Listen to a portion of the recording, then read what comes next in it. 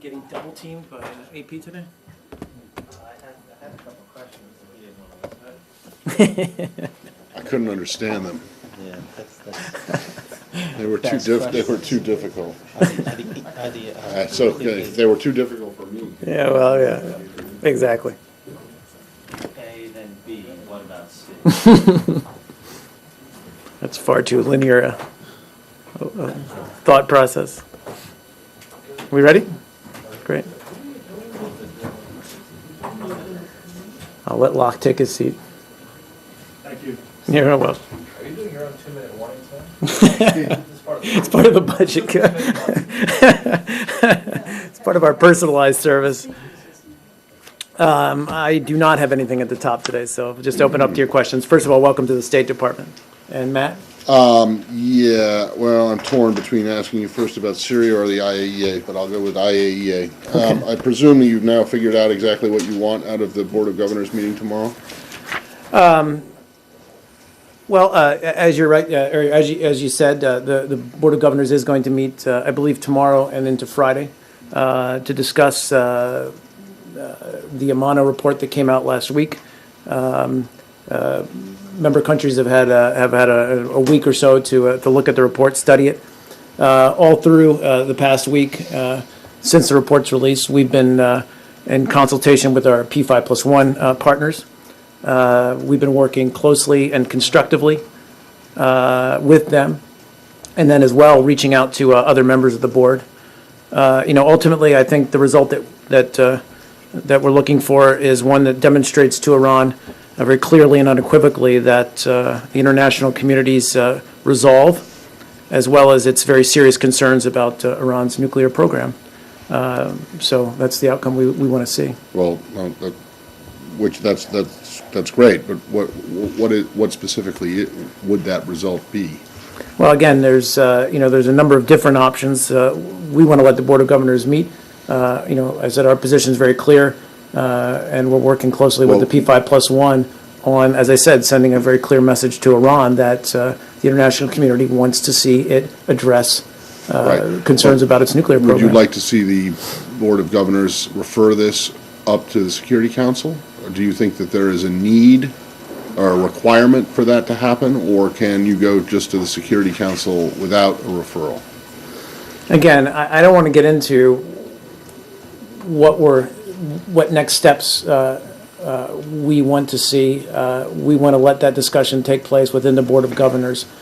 We've been in consultation with the P5+1. There's strong unity among its members, and there's, I think, a commitment moving forward to send a clear message. There's strong unity among the P5+1?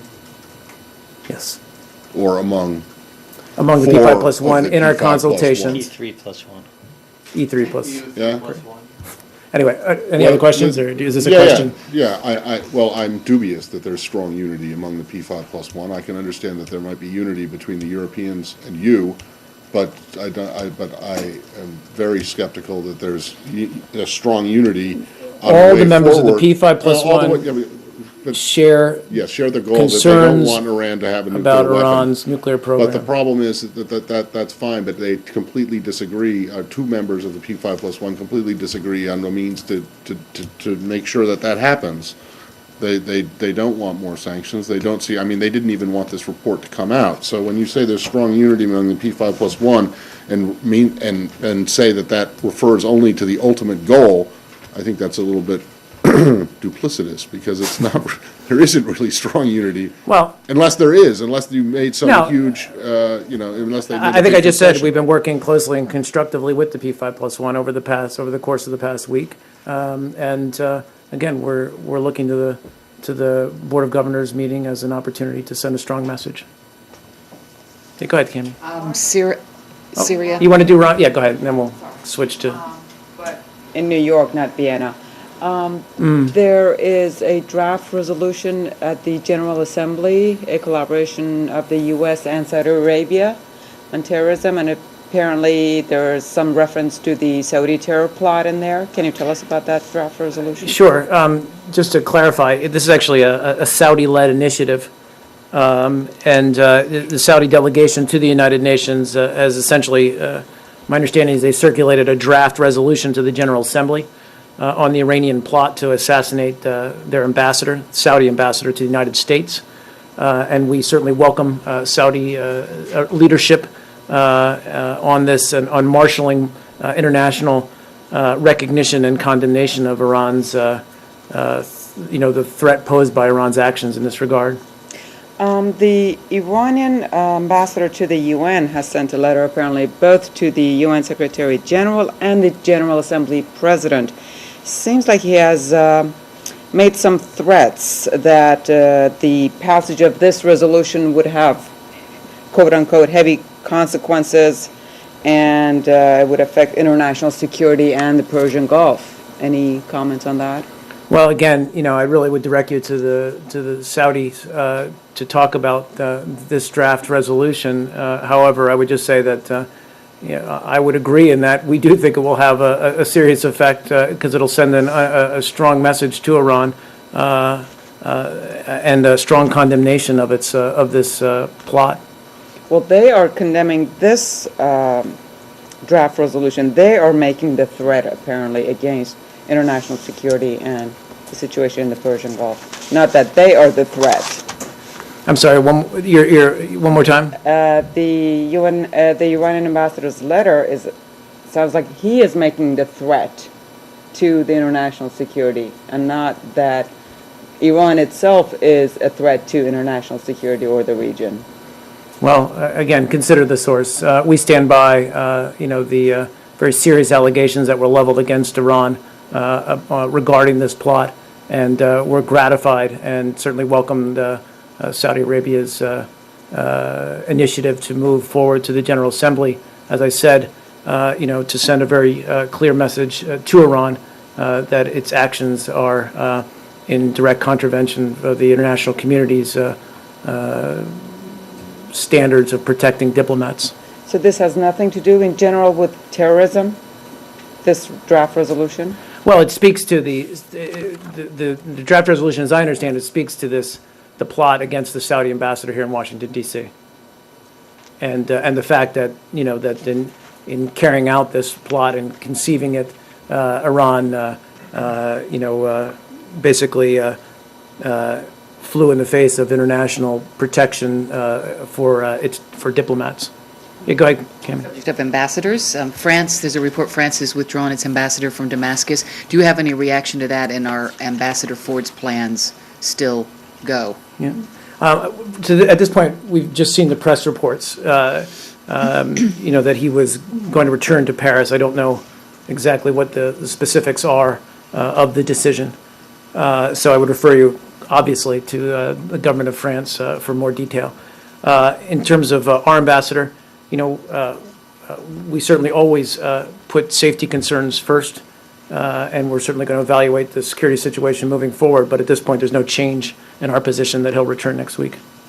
Mark, yesterday you were pretty firm and convinced on the fact that the French ambassador was still in Damascus. I was correct, I believe. Yeah, you were. Did you know that he was going to be yanked today? I did not. Is that why? I did not, and I don't know that he was yanked. I mean, I know he's returning to Paris. As I say, Well, recalled, whatever. I don't know what the terminology is, and Can you explain exactly how you knew he was in Damascus yesterday? because I know that Ambassador Ford is in contact with him as well as his other diplomatic colleagues on the ground. But no, don't read anything into that. I just know he's been a very forceful voice as well on behalf of the Syrian opposition. You say Ford Mark, still plans to return? I did. Mark, this Free Syrian Army attack on one of the bases, I guess, Secret Service Department, what can you tell us about this? And I think that, so many times here at the podium, you've talked about the peaceful nature of the demonstrators as being a very important factor. If this is not peaceful, if there's part of the opposition now that has turned to an uprising of an armed uprising, what does that mean? What's the significance for that? And does it undercut the message that this is truly peaceful?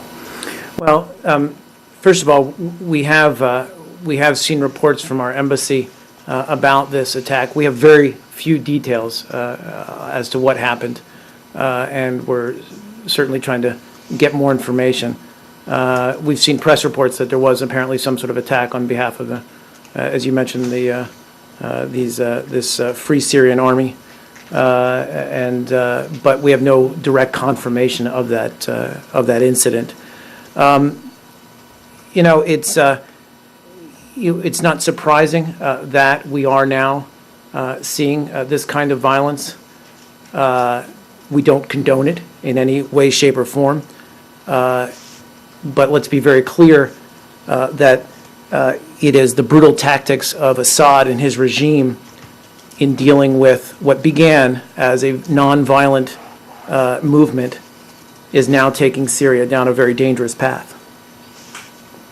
And we have said all along about our concerns about the brutal crackdown by the Syrian government would engender this kind of reaction. So we are concerned about it. We certainly don't condone this kind of violence, but let's be very clear about where the responsibility lies. Does the U.S. have any contact with this organization, the Free Syrian Army? It's a fair question. I don't believe we do at all, no. We do have contact, obviously, among the opposition. Can I follow up on that, too, with, you talked about assessing the security situation and sending Ambassador Ford back. Is this the type of security situation you're talking about versus the smear campaign? Well, I mean, frankly speaking, there's been ongoing violence against embassies and consulates throughout Syria. The Qatari and the Saudi embassies have been attacked, and now we've heard that the Moroccan and United Arab Emirates have also been reportedly attacked. And as we said the other day, the Turkish and French consulates in Latakia were also attacked. So, there's a very clear reaction on the part of the government, where it's thugs, it's rent-a-mobs, as we said before, to carry out these kinds of attacks on diplomatic missions. So, and frankly, our own embassy has been, the target of these kinds of attacks, and our ambassador. So we're always, clearly, we're assessing the security situation based on that. Are you worried about your staff there? The embassy remains functioning. We've repeatedly sent very clear messages to the government of Syria that we expect them to live up to their obligations under the Vienna Convention. President Assad's uncle has now emerged as one of his biggest critics and has called on him to step down. Have you been in touch with him at all? And what, if so, what sort of support are you providing to him? I don't know, Kirat. I'll take the question about whether we've had contacts with him and whether we're, in fact, offering any kind of support. I don't know. And if you consider him any sort of credible actor that could play any sort of role? There's a number of very credible actors among the opposition that we've seen emerging. We want to see them continue to coalesce, and we're working with them to, as they find their voice in an environment that was basically in a political stranglehold for 40-odd years. But to your specific question, I'll try to get you an answer. There's a number of credible actors. Can you name one? Well, there's the Syrian National Council. Well, individuals. I've got a number. I don't want to necessarily name them from the podium. For the Syria Free Army, can you provide an assessment of the military strength of this group and I really don't have that kind of support? I truly don't have those kinds of details for you. I just ask you, when Ambassador Ford left, you cited the security threats against him and general security situation. And in that time, there's been more and more attacks on diplomatic presences, and the situation has actually gotten more violent. So what has happened that now it is, presumably, it should be okay for him to go back next week? Well, I think we said all along that, he came back to Washington, but it was always our intention to send him back. We continue to believe that he is playing a useful role there, with the caveat that we're always going to assess and reassess the security situation on the ground. But it was always our intention to send him back. That remains our intention, but of course we'll evaluate the situation as it evolves. But has the situation improved in any way for him or for diplomats in general in Syria? I would leave that to someone with a better sense, than I about the situation on the ground in Damascus. But clearly, Brad, we are very concerned about the spate of attacks against consulates and embassies, and the fact that it's growing. I think, more largely speaks to the fact that the critics of Assad and his regime are growing. I mean, it's no, you know, you read through this list and it's like a who